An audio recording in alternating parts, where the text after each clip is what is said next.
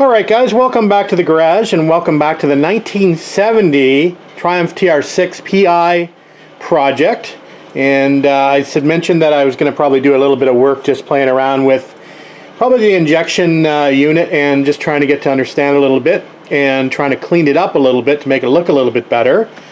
I'm not sure what we're actually going to do in the long run, if we're going to send this unit out to be refurbed or try to do it in-house. But regardless of that, I do want to take it apart and take the linkages off the bottoms, for example. I just don't want to bend these, and every time I tend to move this, because it's not structured now and against the head, it tends to want to wiggle around and bend that linkage. So I think what I'm going to do is I'm actually going to remove the linkage from the bottom of this manifold, or manifolds I guess you could say, since they're three individuals. And we're going to separate these into three individual units just to make it a little bit easier to manage and to store and to prevent from damaging, like I'd mentioned, that bottom linkage setup. So I've taken some photos. Obviously this is all brand new to me.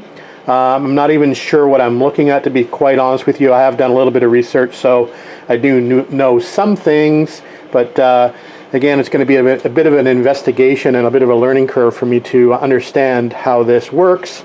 But we're getting there. Just by playing around with it, I can sort of figure out how the actual linkages work and how the throttles open up, etc., where it looks like there's a linkage that hooks up over here, which is, I think, for a fuel enrichment. I don't think they call it a choke necessarily on the PI cars, or I think it's called a choke, but it's probably more like a fuel enrichment. I think there's a twin cable setup. One fits here and one fits on the metering unit, which helps it start in cold weather. So anyway, I'm kind of getting to get some of the terminology down. I want to have a look at the injectors. Like I said, this car has sat since, I think, 1984 is what I was told. So I just wanted to take these injectors out. We'll probably end up sending these out to be refurbished, but we'll see what they look like. I'm sure this whole injection unit needs to be gone through. Actually, the whole PI system will need to be gone through eventually. It's not, again, on my priority list at the moment, but while it's on the table, I just kind of want to have a little bit of fun and play around with it and learn a little bit. Before we jump on the Alpha project this afternoon, we've got one major project to do on that and a bunch of small projects. So let's play around with the PI unit first to get this disassembled and have a little quick look at it, and then we'll play with the Alpha in the afternoon. Alright, we've got our trusty Bentley manual out, and we've got it turned to the throttle linkage for the CP series cars. The CR series cars, I believe, has a little bit different linkage. So we're looking at the CP series linkage. This is a 1970, so it's a CP injected car. So all the PI guys are probably going to be laughing at me going through this, and hopefully I get the terminology correct and most of the stuff I'm telling you is accurate, but I'm sure there will be some faux pas along the way, so you'll have to jump in the comments section and let me know what I've got wrong. So as far as taking this bottom linkage off, the first thing it wants me to do, according to the Bentley, is to remove this throttle return spring here, and we get a better shot with a little bit better light on that. So there's a throttle return spring. So the throttle cable would come through here and through this ferrule here and actually hook up to this little linkage down here. I don't know if you can see that in behind you. I think you can see it just there. So that's where the throttle linkage would hook up to open the butterflies in the PI system when the cable is pulled. So anyway, we'll go ahead and we'll remove this spring, and we'll move on to the next thing according to the manual. Okay, the next thing we're going to do is going to remove these little spring clips here, these little round clips. They call these vertical links actually on the throttle here on the left hand side, and these spring clips actually remind me a lot of the TR3A door clips that hold the door handles in. Obviously these are smaller, but same sort of idea. So it just looks like it'd be a push fit, so we're just going to pry those off with a screwdriver. We'll get some replacements for those. So there are spring clips on each of the three rods, one here as well and one there. So we're just going to pry those off and move on to the next step. Alright, spring washers are off. I managed to rescue one of the three. One is above the bench somewhere, one is below the bench somewhere. Anyway, we'll be getting new ones of those anyway. Next step is to remove these 6 bolts here, or set screws if you want to call them, on the bottom of each of the individual manifolds that hold the linkage to the manifold. So we'll go ahead and do that. I'm assuming that these little vertical link pieces for the throttle will now just pull down. We've removed those spring clips. They should just release out of there, and we should be able to remove this linkage entirely from the bottom of the manifold. So let's go ahead and do that now. They look to be 7/16 of an inch wrench, so we'll go ahead and do that now.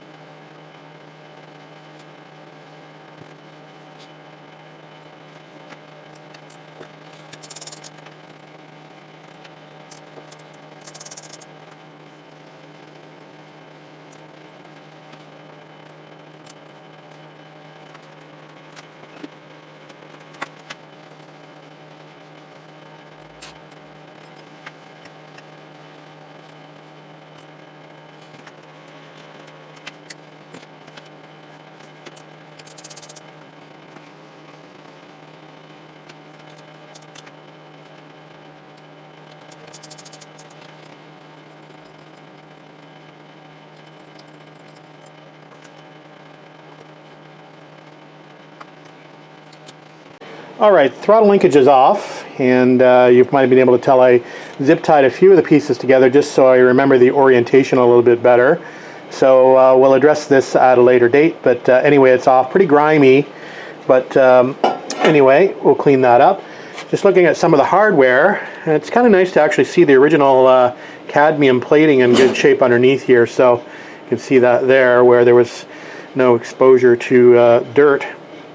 So that's looking good. I would really like to get these back to a cadmium look, so maybe we'll look at investing in either a cadmium kit and doing some plating at home, or having these sent out and properly recoated in cadmium. We'll see. We'll do something, because I'd like the original, that gold finish. We are bagging and tagging everything as per usual, so we've got our first bag here ready to go for the 70 TR6 PI throttle linkage, February 11th, 2023. And we'll record this in a journal as well, just to keep track of what we did per day on the car. This is going to be a long project, and again, it's not the project that's next in line. The 59 TR3 is next in line. This is just a small, fun project, and just to get it into a little bit better condition for storage, let's say. As mentioned, I didn't want to bend that linkage, so that's why we're doing this today. Alright, I think the only thing that's keeping the manifolds together now are these this little piping here, which connects the balance tubes between the carburetors.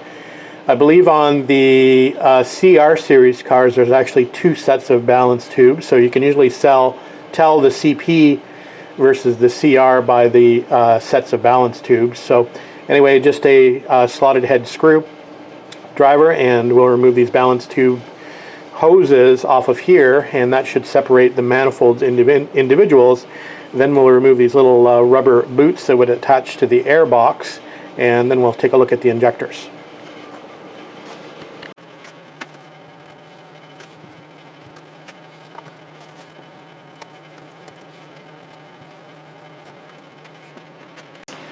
Alright, we have the manifold separated, and again, I kind of like the fact that there's quite a bit of the gold cadmium still showing, which is kind of unusual, at least on the carbureted TR6s I see. Most of the cadmium has been worn off, even if it's under areas wouldn't normally see any use. Normally it gets pretty corroded and grimy looking, so good to see that in pretty good nick.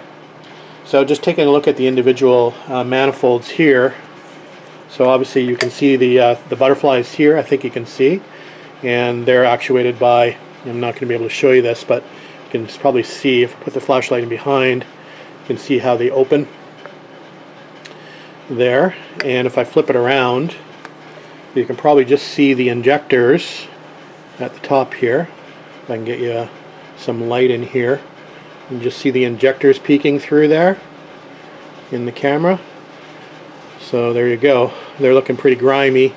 But anyway, we'll do that now. We'll pull those injectors out. I was just noticing that, so there's a little set screw holding the injectors in place here in top. Just this little plate.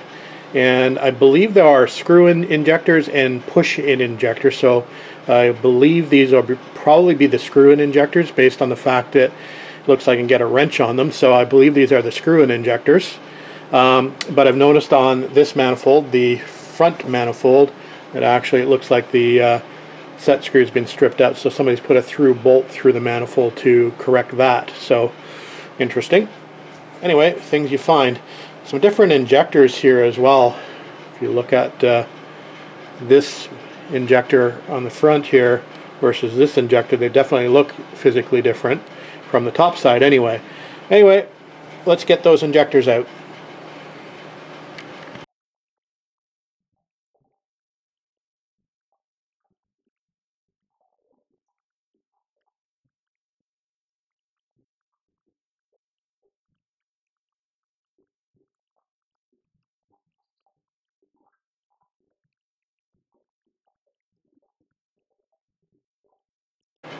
Okay, injectors are out, and I think we've got a little bit of an oddity happening. So one of the injectors, the very front one actually, was a screw-in type. So you can see that here it's got threads on the injector, while the others are the smooth type and are just a push-in. So that's kind of odd. I don't think that's supposed to be that way, so not sure what's happened there. The only other thing I can see that looks different too, so as I'd mentioned, the first one has threads for a screw in. The second one has got these little notches in the actual, looks like a nylon bushing, it looks like, where the injectors slide into.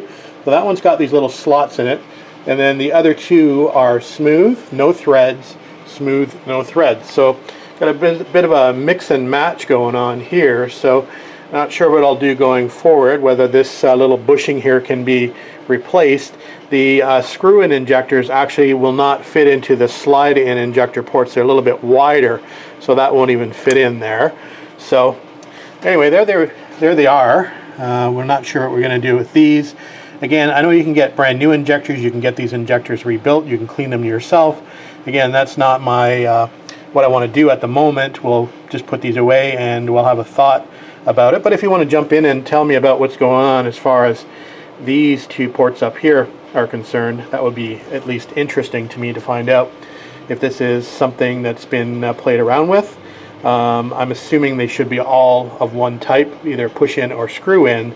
So, and I'm not sure if that even really matters whether there's a combination of a screw in and a push in, but as long as I guess the injectors are all metered the same way.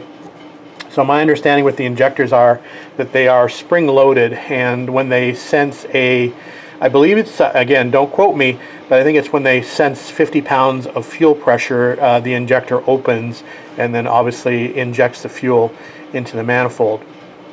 But anyway, there's a couple of good videos on how to clean these up and how to test them, so we'll probably go through that. Again, I'm thinking that we're going to probably send these out to be rebuilt, but again, there are different options out there to be considered. So you can share your thoughts on those if you like in the comments section. Those of you guys that own the PI cars, what should I do about the injectors? Okay, these are looking like pretty good candidates for the ultrasonic cleaner. So I just made a quick note of the fittings here on top, with the rear manifold having this a little bit larger port here on top versus the second one, and then the third one is, or the front one basically, is blanked off. I did make a note that this is, you can see that little clear spot, I just numbered these 1, 2, and 3 from the rear of the car. I probably should have done it 1, 2, and 3, but I just wanted to make a notation of you're not mixing these up. I'm not sure if that's possible to mix these up, probably, but I thought I'd just make a quick note on the bottom of these manifolds just in case. Anyway, so we'll go ahead and remove these fittings here out of here, and we'll figure out, I think this is called the air bleed valve. Let's maybe take that out and see what's involved in doing that. Alright, just doing a bit more investigation here. In order for these to go into an ultrasonic cleaner, I wanted to take the throttle plates out, and there's 4 screws holding those in. It looks like they're the only thing that's locking in the throttle shaft. So we're just gently trying to remove the throttle shaft. There's no locking plate here on the right hand side like there would be like on a Weber. there would be like a locking plate and nut on this side keeping the shaft in place. It only looks like the screws keep the shaft in place here on these throttle bodies. So anyway, we're going to gently tap on this arm here to start moving this shaft out of the throttle blades, and then those should just fall out. It looks like the blades are pocketed on the back. It's hard to see in there, but it looks like the shaft actually runs through the blades, and then they are affixed to the shaft. So we'll go ahead and we'll gently tap that shaft out. Hopefully it comes out. We already have removed the spring, or not removed the spring, but just taken the spring off where it was. So we're going to do these one at a time, and we're going to reassemble them. So we want to keep the throttle plates with the appropriate manifold here, not to get them mixed up. It's probably just a good idea. I don't know whether it matters or not, but I tend to like to put things back in the order in which they came out. So we'll just keep these together and do them one by one. My ultrasonic cleaner is small, so it can only do one carb at a time anyway. So that's what we're going to do. All right, we struggling to get the throttle shafts out, so we're just going to leave them in there for now. See if they might be all varnished up basically, and we'll see if the ultrasonic cleaner frees them up a little bit. I'm pretty sure they should be able to come out just with those screws removed, but I'll do a little bit more reading. I obviously don't want to destroy or bend anything, so we'll do a bit more reading on that, but they can go on the ultrasonic cleaner just as is. I prefer to pull them out, and if we can get them out, we'll do them. We'll clean them up a little bit better afterwards. But I did clean it with a little bit of brake cleaner just on the bottom side to get some of the gunk off. It's pretty dark underneath there, so it is looking a little bit better. I am going to now throw this in the ultrasonic cleaner and see how that does, and then we'll probably have to finish up with a brass wire brush to get this looking to a point where I'm happy with it. So, all right, let's bring it inside, get the ultrasonic cleaner set up, and give them a bath. All right, we moved inside to the kitchen, and we've got the ultrasonic cleaner set up. Just warming the water up. It's at 46 degrees Celsius. We've got it set for 70.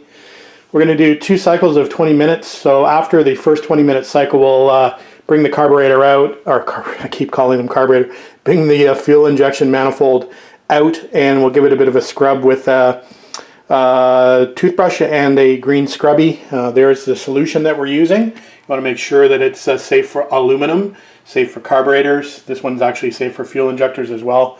So that's what we're up to. We'll wait till this comes up in temperature a bit, and then we'll stick it in there.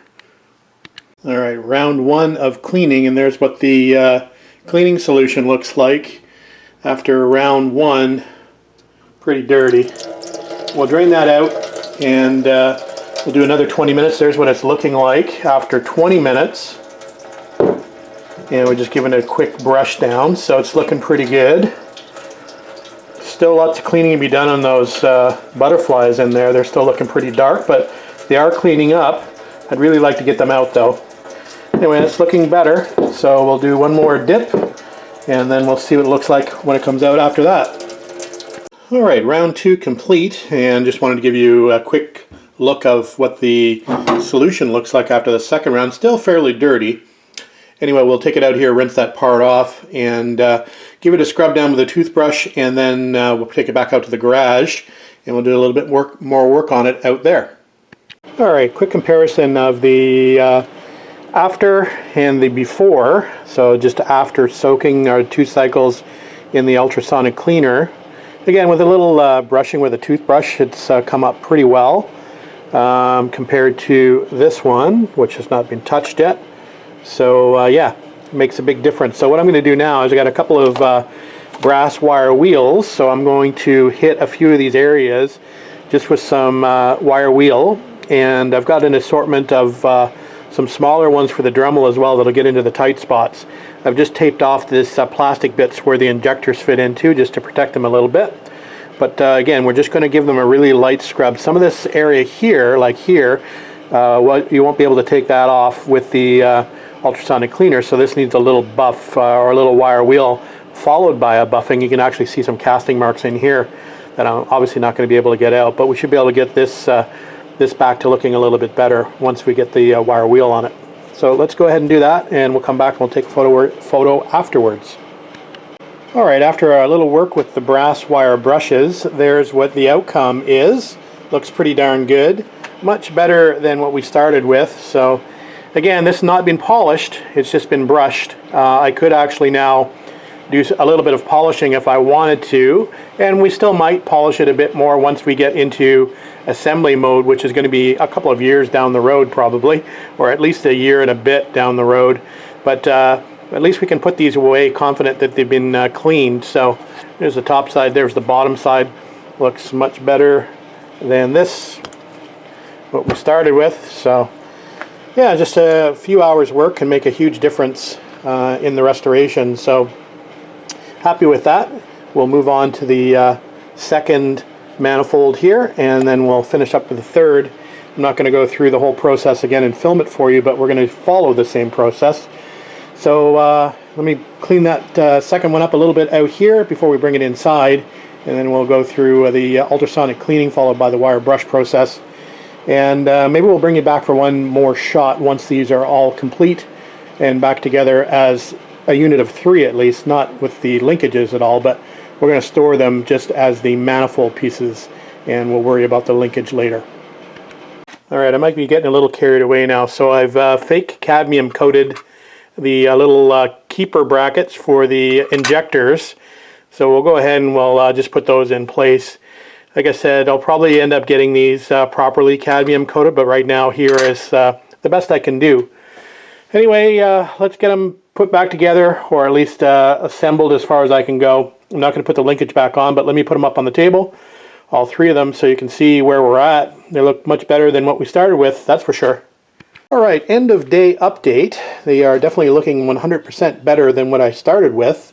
It's probably about 6-7 hours I probably spent out here in the garage and inside. Obviously with the ultrasonic cleaner I could only do one at a time. So yeah, looking good, looking much better. Good enough to put back on the car. Again, these are only ultrasonic cleaned and wire brushed. They haven't been polished, nor have they been painted or clear coated or anything like that. So I may want to go one step further in either clean these again and then clear coat them, or actually break out the polish and the buffer and actually polish them a little bit. But I don't want to go too crazy. I think they'd be good enough to put on the car just as they are. So one quick note about the throttle shafts. So I never did get them out. And I'd actually had a conversation with Steve Denton, and a lot of you guys will know Steve. If you watch my channel, you probably know Steve as well. Steve's got a PI injected TR6 in the UK. So Steve's going to be one of my go-to guys when I have PI questions. And I was asking him about the throttle shafts and the butterflies, and he suggested that I try not to clean them. Obviously, they've been through the ultrasonic cleaner, so they've been cleaned somewhat. As I'd mentioned, I was going to remove them entirely from the car, or from the bodies, to clean the butterflies. But Steve cautioned me against that and said it's probably that they're better to leave them a little bit dirty, as they tend to seal the butterflies a little bit better, and the car will run generally a little bit better with them being a little bit more dirty. So it's counterintuitive to me to leave them a little dirty. So I've done just that. So we're going to put the screws back in the one butterfly that I took out. So we'll just leave them in there against my better judgment, but of course going with the expertise of Steve, we are going to do just what he says. So anyway, so I just wanted to make a quick note of that. I'll put a link to Steve's channel below. He's got a great channel with a bunch of interesting Triumphs, a Spitfire, a TR6, got a Dolomite in there as well, and he's got a nice Rover that he uses as his daily driver. So again, I'm sure you guys know Steve, but if you don't, check out the link below. Alright guys, that's it for tonight. We spent enough time playing around with this stuff. Anyway, it's good enough to go back in the bin for now. We'll dig them out at a later date when we actually start in earnest on the actual restoration of the TR6, which won't be for some particular time. But the only other project I really want to do is the airbox or the plenum. We're going to, as I don't know if I mentioned earlier in the video, we want to clean this up and to make that look a little bit better.